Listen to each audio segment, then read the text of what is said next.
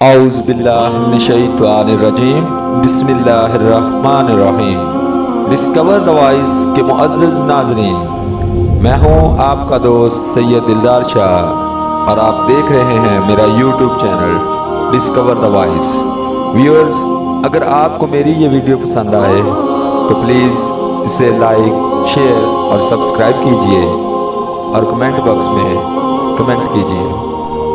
حضرت زکریا علیہ السلام، اللہ تعالیٰ نے حضرت زکریا علیہ السلام کو قوم بنی اسرائیل اور پیغمبروں میں برگزیدہ کیا تھا۔ آپ علیہ السلام اللہ تعالیٰ کے معزز اور جلیل القدر پیغمبر ہیں۔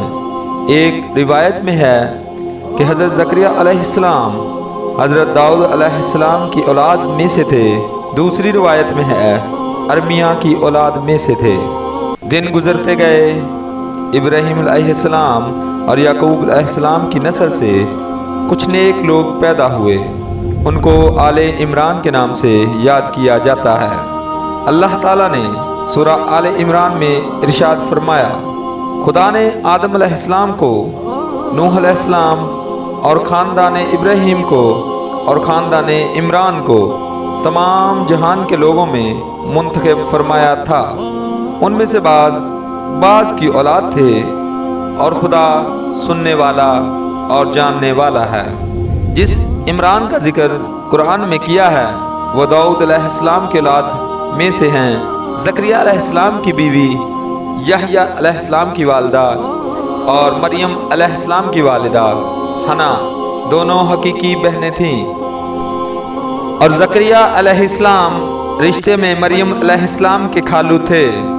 عمران کی بیوی نے منت مانی تھی کہ جو بچہ پیدا ہوگا اسے بیت المقدس کی خدمت کے لیے وقف کر دیں گی۔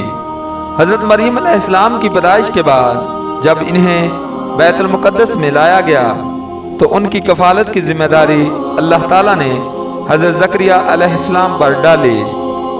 آپ علیہ السلام بنی اسرائیل میں معزز اور نمایاں تھے۔ حضرت زکریا کی کفالت میں حضرت مریم علیہ السلام نے بہت اچھی پرورش پائی، اور وہ نیک، عبادت گزار اور بہت زیادہ سچ بولنے والی تھیں۔ سورہ آل عمران۔ تو پروردگار نے اس کو پسندیدگی کے ساتھ قبول فرمایا اور اسے اچھی طرح پرورش کیا، اور حضرت زکریا علیہ السلام کو اس کا متکلف بنایا۔ حضرت زکریا جب کبھی عبادت گاہ میں حضرت مریم کے پاس جاتے تو اس کے پاس کھانا پاتے۔ یہ کیفیت دیکھ کر حضرت زکریا علیہ السلام نے حضرت مریم سے پوچھا کہ اے مریم، یہ کھانا تمہارے پاس کہاں سے آتا ہے؟ وہ بولی کہ خدا کے ہاں سے، بے شک خدا جسے چاہتا ہے بے شمار رزق عطا فرماتا ہے۔ بخاری و مسلم اور ترمذی و نسائی کی حدیث ہے، نبی کریم صلی اللہ تعالیٰ علیہ وآلہ وسلم نے فرمایا، وہ یعنی مریم علیہ السلام اپنے زمانے میں سب سے افضل ترین عورت تھیں، اور اس امت میں حضرت خدیجہ رضی اللہ تعالیٰ عنہ سب سے افضل عورت ہیں۔ حضرت زکریا علیہ السلام جب حضرت مریم علیہ السلام کے کمرے میں جاتے تو حضرت مریم کے کمرے میں بے موسمی پھل اور کھانا پاتے تو پوچھتے، اے مریم، تیرے پاس یہ روزی کہاں سے آتی ہے؟ تو وہ جواب دیتی کہ یہ اللہ کے پاس سے آتی ہے۔ تو پروردگار نے اسے قبول فرمایا اور اسے اچھی طرح سے پرورش کیا، اور حضرت زکریا کو اس کا متکلف بنایا۔ حضرت زکریا نے حضرت مریم کی فضیلت دیکھی تو حضرت زکریا کے دل میں بھی اولاد کی خواہش پیدا ہوئی۔ حضرت زکریا علیہ السلام اس وقت تک بے اولاد تھے، اور ان کی عمر 100 سال سے زائد تھی، اور بیوی کی عمر 90 سال کی۔ ان کے دل میں اولاد کی شدت کی وجہ سے حضرت زکریا نے اللہ تعالیٰ سے اولاد کے لیے دعا مانگی۔ ترجمہ: یہ تمہارے پروردگار کی مہربانی کا بیان ہے جو اس نے اپنے بندے زکریا پر کی تھی، جو میری اور اولاد یعقوب کی میراث کا مالک ہوگا، اور اے میرے پروردگار اس کو خوش اتوار بنا۔ حضرت زکریا علیہ السلام اپنے دور میں اکیلے ہی نبی تھے۔ ان کے دور میں اصحاب و رشتہ دار میں کوئی قابل آدمی نہ تھا، تو ہم نے اس کی پکار سن لی اور ان کو یحییٰ علیہ السلام بخشے۔ اور اس کی بیوی کو حسن معاشرت کے قابل بنا دیا۔ یہ لوگ لپک لپک کر نیکیاں کرتے اور ہمیں امید سے پکارتے اور ہمارے آگے عاجزی کیا کرتے تھے۔